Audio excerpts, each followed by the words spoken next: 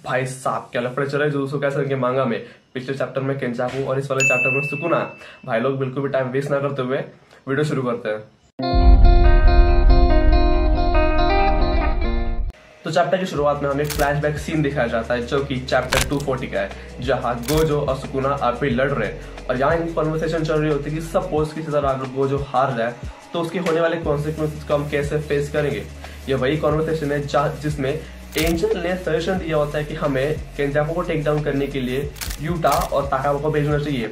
उसी कॉन्वर्सेशन को आगे कंटिन्यू करते हुए कुसाकाबे कहता है कि अगर सपोज किसी तरह हम केंजाकू को टेक डाउन करने में सक्सेसफुल हो जाते हैं, पर इससे आने वाली जो लड़ाई आगे होगी वो इससे भी भयंकर होगी।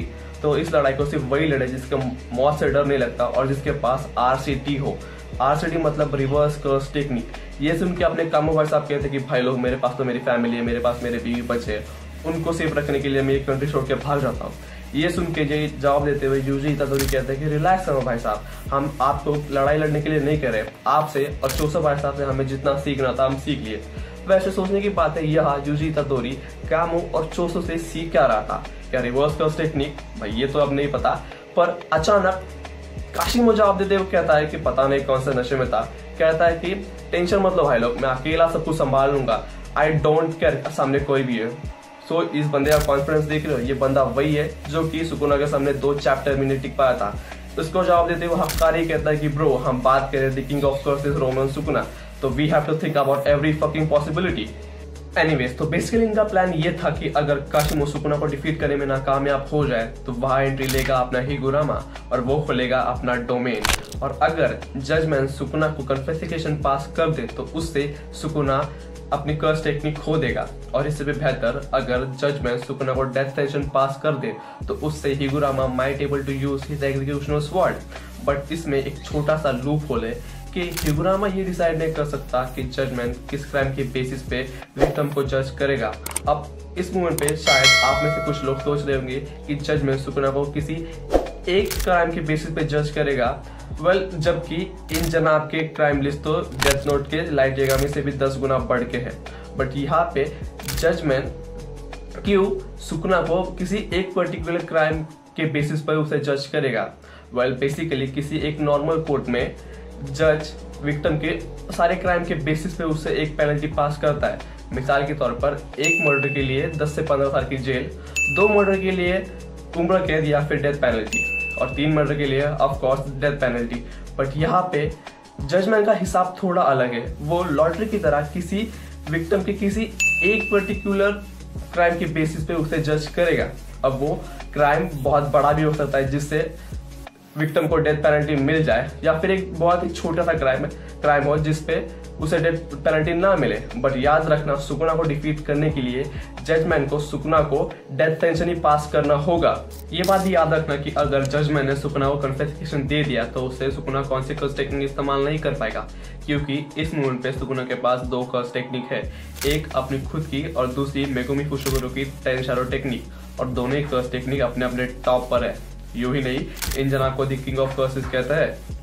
पर तभी इतादोरी समस्या का समाधान देते हुए कहता है कि हमारे पास एक प्लान है जिससे जजमेंट सुकुना को डेथ पेनल्टी ही देगा।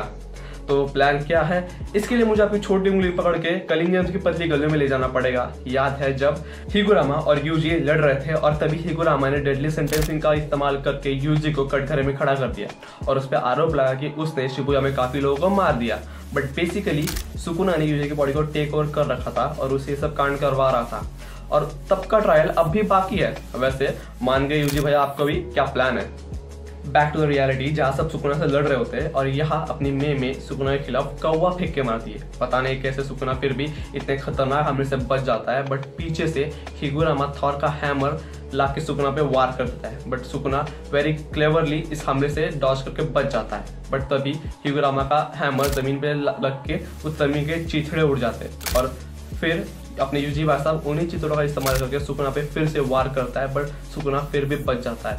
पर तभी अपने यूजी भाई साहब जाके सुकुना पे चेहरे पे एक हल्क स्मैश दे देते हैं, और उससे लिटरली एक मोमेंट के लिए सुकुना पूरी तरह हिल जाता है। उसे समझ में नहीं आता कि आखिर हुआ क्या। बट तभी एक परफेक्ट मौका पाते ही अपने हिगुरामा भाई साहब जाके डेडली सेंटेंस खोल के सुकुना को ट्रैप कर लेते हैं। On to the next page हम डोमेन के अंदर तीनों का लव ट्रायंगल देखते हैं, जहाँ यूजी डिफेंडर बन के खड़ा है और उसके बगल में ही सुकुना को डिफेंडर बन के खड़ा है।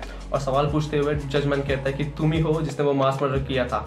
और यूजी को डिफेंड करते हुए युरामा कहता है कि नहीं माय लॉर्ड, वो मास मर्डर यूजी ने नहीं सुकुना ने किया था। और तभी सुकुना एक बहुत ही कंफ्यूजिंग बट एक क्रेजी स्माइल के साथ हमें दिखाया जाता है और उसी वक्त चैप्टर खत्म हो जाता है।